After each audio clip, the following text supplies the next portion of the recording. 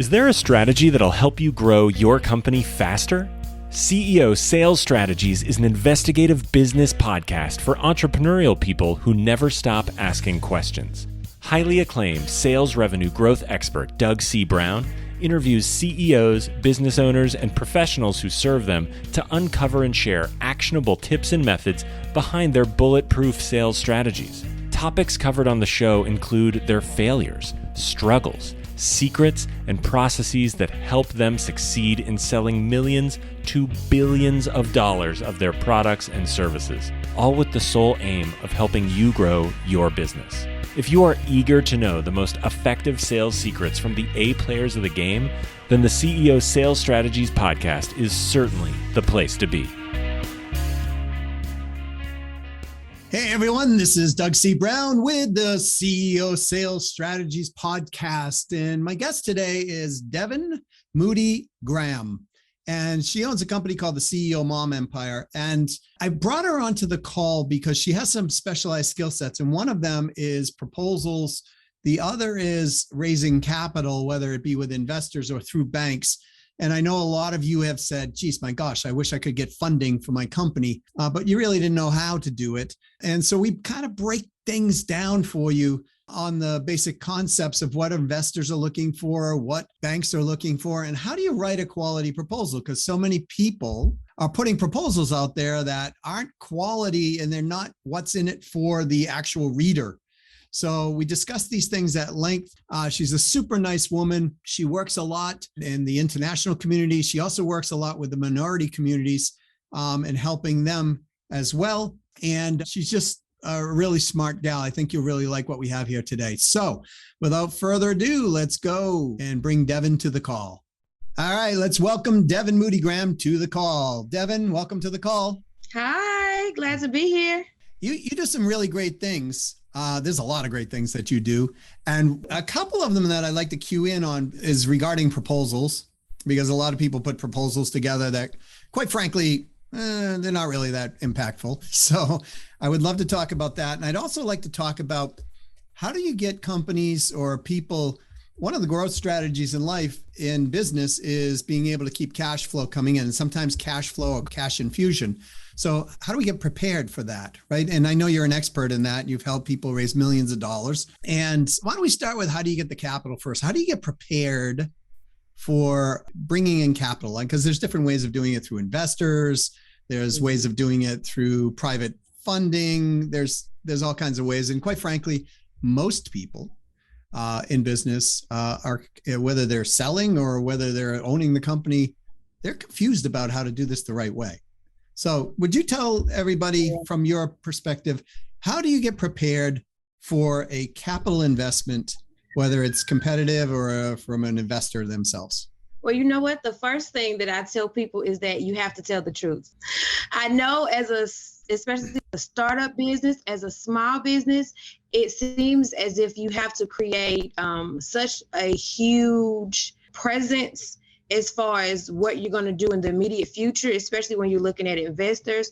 But nowadays, we have so many investors who, they've lost money because of false hope, because of fluff numbers, that today in this climate, as people are more realistic about business and innovation, it really makes sense for you to start with the solution that you've created that people actually like, and look at how that's impacting people and how you can actually put that on paper with as less fluff as possible and create this realistic goal that can ultimately be scaled. So I literally tell people, let's be honest, cut to the fluff, let's get to what is it that you do that is a solution for other people. What is it that the banks are looking for? What is it that these investors are looking for as far as a goal? What makes sense, and let's write to that authenticity of that solution. That's literally how I work with people. Well, it sounds like that's a great philosophy for proposals as well, right? I mean, cut the fluff, get right to the point, and do the right thing, really, when it comes down to it. So if I'm somebody sitting here going, okay, what's the truth? What kind of like parameters of truth are we looking for? I mean, it's like my proposed solution to my clientele, truthful numbers, because I tell people all the time, if you're going, when people ask about investors or investment, I'm like, do not embellish. Don't. Right. Because they're going to sniff this out. They're going to find it, whether they find it on the first call or by doing their due diligence or whatever it might be. Don't embellish to the point. I know everybody likes to say, hey, this is like a resume, but it's really not, really, when it comes down to it. So what would be some of the parameters of truth that people who are going to invest actually really want to hear? So you know what? As basic as it sounds, people really invest in people. When it boils down to it, it's like, okay, what experience caused you to create the solution, which is now a business? Because even as I just teach on people actually understanding if they have a business or some type of hobby or something that's just transactional, if this is truly a business that's going to serve people in the long run and be scalable, then what solution are you providing? And then, is it very broad? Is it very narrow? And really marketing to that. Because when it comes down to selling and sales and marketing, we're still all emotional people. Some part of the emotion, whether it's our fear, whether it's making us happy, you have to look at that solution and saying, hey, can you market this to people, enough people in a way that it's going to be profitable, make money, and if as far as investment, make them money as well, then that's what you want to show in your personality on calls and on paper. You want to say first, who is it that you're providing a solution for? You definitely want to understand your market very, very well. If it's something that maybe you've only sold something regionally, but that there are other regions and states and countries that have this same need, then you can show that. So it's really important that you narrow down what it is that you have.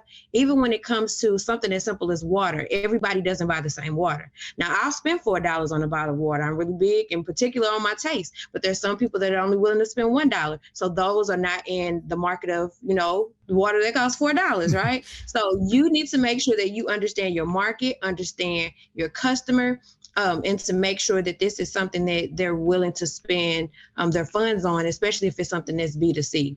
So I would say really sell to their solution. What problem is that solving for people? Is it big enough to get you enough market share that makes sense for the investor? And then also, if you're going to a bank, that makes sense, that the bank is like, okay, this isn't that risky. It has a large enough market share that I'm willing to lend you, this money so that you can have, cash flow, so that you can get equipment or whatever, whether it's product or service based. So that brings up a really good point, right? Because the investor or a private investor may look at this differently than a bank does.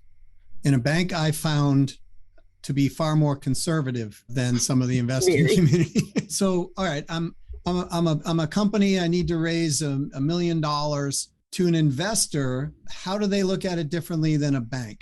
So to an investor, it depends on how aggressive they are, really. So some investors are willing to wait a little bit for their money. They're saying, hey, I'm not looking for you to I'm not looking for, 100X, maybe just 10X, depending on what this is. But investors are really wanting to know, again, same thing, that your market, that it is feasible and reasonable for them to know that you can get enough of the market share with whatever their investment is. So if their investment is going to help you with marketing and spreading that product around the country on a tour, if that marketing can help you to create and get enough inventory to put it out, it's a lot of times it's really about the next best thing getting to people, because a lot of times people can create things that no one else sees. But if that investment amount can literally catapult you, because your profit is so large, it can catapult you to getting into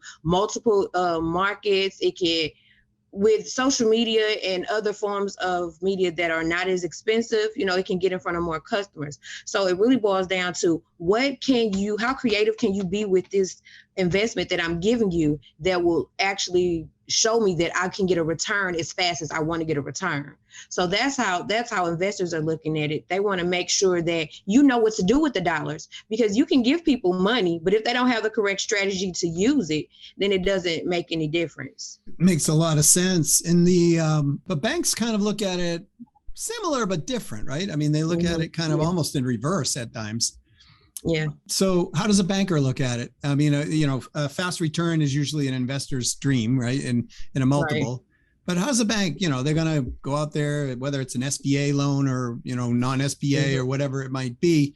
For those of you who don't know SBA, that's Small Business Association. And so how does a bank look at, because the reason I'm asking this, Devon, is because so many people that I've talked with, they're like, I go to the bank, they turn me down, they turn me down, they turn me down, they turn me down, right? And they're frustrated because they're like, I'm making $1.5 million, 2 million, 5 million, 10 million a year. I talked to one company, they're doing over 50 million a year, but they cannot get a credit line, even though they're profitable, which is a little crazy. But it's because of the way they structure their books and they deplete down as much as they can at the end of the year. So the bank looks at it very differently.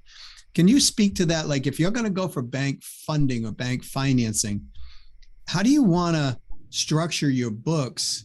Because as entrepreneurs, we tend to go, you know what, let's reduce everything we can so we can pay the lowest amount of taxes.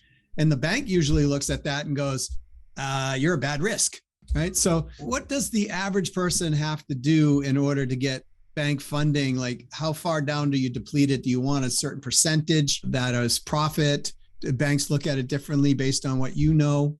I know I just asked you 3 questions in a row, but if you could answer, that would be great. That's okay. I got it. 3 is my favorite number. But you know what? When you think about it, exactly what you said. Just like when you're purchasing a home, banks are looking at, as a small business owner, banks are looking ultimately at that income, at that adjusted gross income. What is your profit in this? You may have made over $50 million, but if you took your books down to show that you had, $42 million in expenses, then they're like, whoa, that's pretty risky. Your revenue was 50 million, but you had too many expenses. But of course, we know as business owners, we take those expenses down so much so that we won't have to pay taxes. So if in order to prepare to go to a bank, if you're preparing to go to a bank, because they're going to ask for, most times it's 3, sometimes it's 2 years, but it, depending on how old the company is, they want at least 2 to 3 years of bank statements. And so they're going to look at those last 3 years, and they're okay if maybe the year, say this is 2019, 2020, well, let's say 2018, 19, and 20, right? So if 2018 was the last and then you grew in 2019 and 2020, that's a trend that they want to see. But if you know that you're going to be looking maybe in the upcoming year for bank funding, it's a good idea to literally put some money aside, maybe even create some way that you can stash some cash for these taxes, because you need to make sure that your revenue ultimately is higher in those last 2 years. And so much so that it looks as though the growth is more. And I'm saying that to say you need to count less expenses, at least on those last 2 years, or if you can get less expenses on that the previous year, that really helps, because they're saying, hey, it's not only is it growing, we can see what these projections will look like. If they're looking like this for the last 3 years, we can see what these projections are going to look like for the the next 3 years, and it makes you look less risky. So in the grand scheme of things, say if you were making 2018, you made 20 million, and then your expenses were 18 million. Of course, they're like, oh, that's a lot of expenses. But by 2019, if you're like, okay, we made 25 million, but our expenses were 10 million. We in that year prior, that very year prior, previous year, we made 40 million and our expenses were 20 million. So you're showing 20 million in revenue, 15 in revenue, and you had that 2 million, because of course they know businesses are going to incur more expenses, especially on the front end, depending on the equipment or whatever that those other fixed purchases are. So if you can show at least that prior year, but if 2 years can really show that you had less expenses and you have more of a handle, it's showing that you have more actual profit, and that you're not everything that you're making you're paying out in expenses, because that's going to continue to look risky to them. So that's one thing to think about. You're just going to have to pay those taxes in order to look less risky, and not only to the banks, but that also is going to look more attractive to the investors as well, because yes, we have these expenses, but you have more profit. And I found that investors are a little bit more flexible or tolerant of that. Because, let's face it, nobody wants to pay $500,000, 2 million, whatever in taxes, right? Right. But the reality is, when you're working with banks, they look, just as you said, They look at the risk tolerance, and their risk tolerance is much lower than an investor most times. Yeah. So, and again, it's going back to presentation and proposal again on how you set this up. And it's important on banks, as you said, to show that you are profitable, as well as the investor. They want to see that too. So speaking with Devon Moody-Graham, of the CEO Mom Empire LLC. She's a specialist in a lot of things. One of them is capital raising. The other is proposals. And the proposals, I see so many proposals that people put out for my clients, right? And I'll read the proposal and I'm like, where the heck did they learn how to write a proposal? It's like, this is terrible, right? It's like, so if you want proposals that profit, could you kind of give us a framework of, okay, this is what you should have? Yeah, definitely. So one of my go-tos now, I guess for probably like the last 5 or 6 years, has really been looking at the business model canvas. And prior to, I would write, like 40-page business plans for people. Absolutely the worst, especially when people are only looking at the executive summary, looking through your market analysis a little bit and straight to the projections. It's like you spent all this time putting this together and that's what they're looking at. So for those who are not familiar with the business model canvas and the Lean Startup, I love that book. Like I recommend that because it takes the complexity out of what it is you need to know in order to help your business to properly function internally and to make it grow.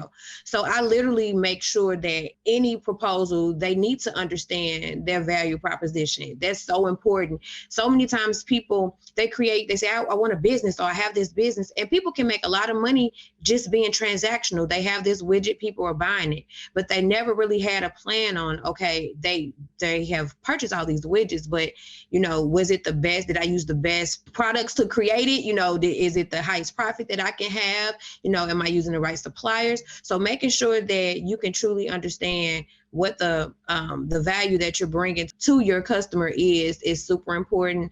And I'm always talking solution-based. Everything I do, it has to be solution-based because as a business owner, a mom, and just being in life, I need solutions, to problems. So if you can be a solution for someone, whether it's B2B or B2C, make sure that you are clear on what it is that you're bringing to people, how you're helping them some way. Like I said, B2B or B2C, make sure that's clear. What can I do for you? That's the first thing that I can offer these things. And then you're looking at how can I do this for you? And when you're looking at how, you're looking at who are your partners. So that's how you're looking at your key partners and your resources. How are you connected enough to make this work for that person, especially when it comes to huge proposals? Like when I was in commercial development, when you're looking at funds that are, state and federal funds, they want to know, how can you help the community? How can you create jobs? How can you add to whatever's missing in the community that you're building in? Because you're going to the municipality asking for tax abatement. So they're saying, okay, if we give you tax abatement, then you need to create jobs. You need to create something that it has to be mutually beneficial. So making sure that they know that you want money, obviously, because you're proposing for money, but you have to make sure that your ask really, even if it's because it needs to be of your value and you need to charge your work, but your ask needs to come off so strong, not in fluff, but in value. It needs to show the value that you offer. And the value is what's in it for them. That's how they're looking at it. Right. So this is what I see so many times in proposals, and a lot of mine are that I review are more sales oriented. They're trying to be the consultant or an expense management reduction, or they're a vendor trying to sell their products, whether it be $10 million machinery or whatever it might be. But when I read it, it's all about me. We can do this. This is us. Right. This is that. Right. And what I see them missing is the exact component that you said. What is the value, and what does the value mean to the end person who's going to be making that buying decision? And so we must, as the selling entity, because when we're writing a proposal, we're actually creating a sales offer. What I found is we have to understand that person, the people they work with, what they want for professional return on investment, as well as personal return on investment, and the organizational as a whole, that's being pitched. Right. So if we hit those points, and I agree with you, the points that are important to them. So it is a, mutually beneficial. I think you use those words. Then what ends up happening is it's no longer necessarily a proposal because it's going to resonate with these people on the other end, especially compared to the majority of the proposals that are coming in. And, I also think you hit a really good point, which is the length of the proposal really is reflective on what is that value. Like most of my proposals, when I'm going after accounts that are, 6-figure plus accounts on my side, most of my proposals are, 2 pages, 3 pages. That's it. Right. And I learned it the hard way when, like you said, you put a 40-page proposal, so, yeah, I used to do the same thing. And then what I realized is a lot of the decision makers, all they'll do is they'll pull through and they'll look at the summary page at the end anyways. So they'll just take the 39 pages, basically set them on the desk, read the summary page. Right. So, for anybody who's writing proposals, Devon's advice is spot on. I mean, you want to create the value for throughout what is in it for them. And that is so key. Devon, if somebody wants to get a hold of you, learn more about you, learn more about your company, how do they do so? Yes. Well, I'm on LinkedIn, Devon Moody-Graham. I am on Instagram. I'm on Facebook, as well as Devon Moody-Graham. I'm on Twitter as Devon Moody-Graham because my name was too long. So I'm literally Devon Moody, Graham.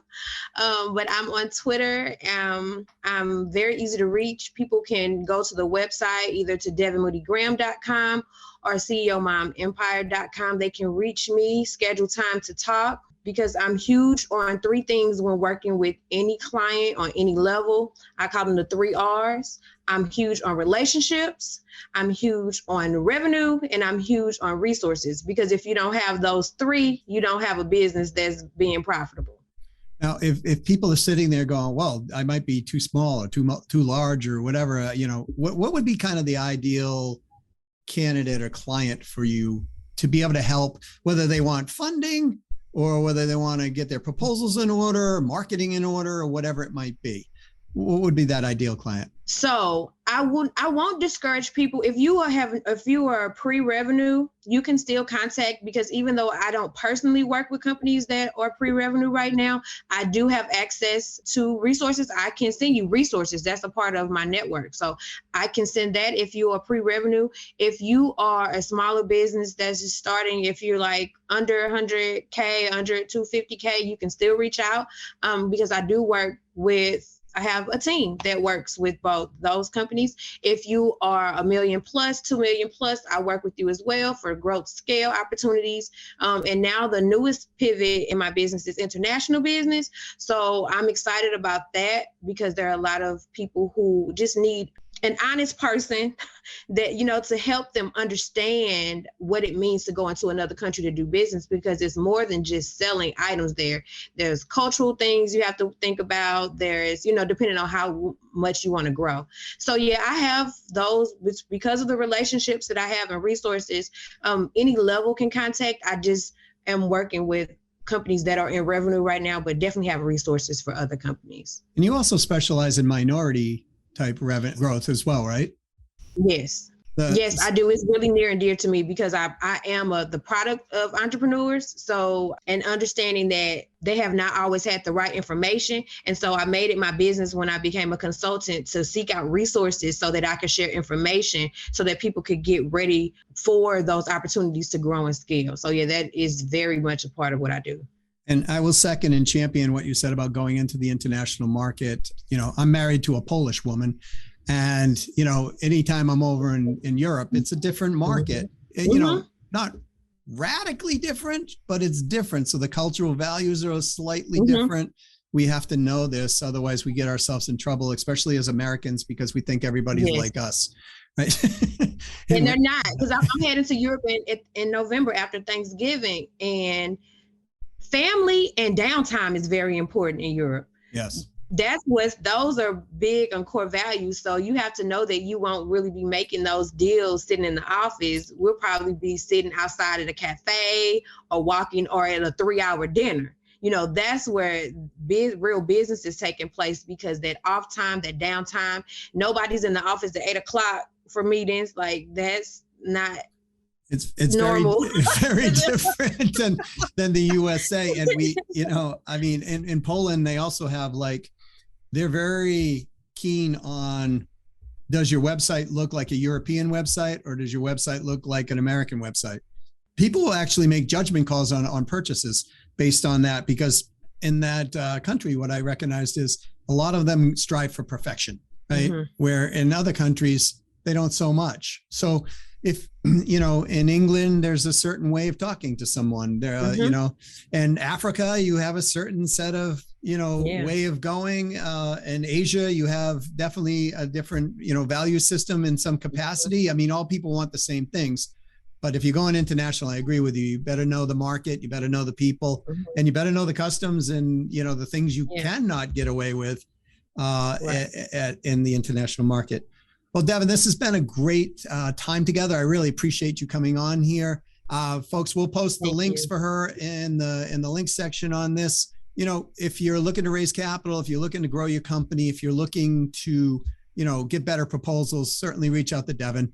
And we'll go from there. So Devon, once again, thanks for being on. Thank you for having me. You are so welcome. Hey, was that a good interview or what?